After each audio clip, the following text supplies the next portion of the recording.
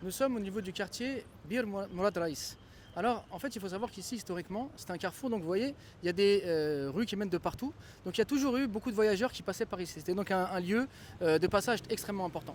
Et il y a un homme très connu, donc un Raïs célèbre, qui s'appelle Mourad Raïs, justement, qui a voulu faire un waqf. Et donc, il a construit un puits. Donc, regardez, ce puits, il l'a construit au XVIe siècle. Donc, c'est vraiment un monument historique de l'histoire d'Alger. Donc, il a construit ce puits pour que les gens qui étaient de passage, qui venaient justement ici, qui venaient de cette rue, de cette rue, de cette rue, bref, qui se regroupaient ici, puissent avoir de l'eau pour leur chemin. Et il y avait également donc là-bas, vous voyez le kiosque, c'était donc un lieu historique où bien les voyageurs pouvaient donc se reposer. Mais une question, est-ce que vous savez qui est Mourad Raïs? Mourad Raïs, c'est un homme qui s'appelle Jan et qui est né en Hollande.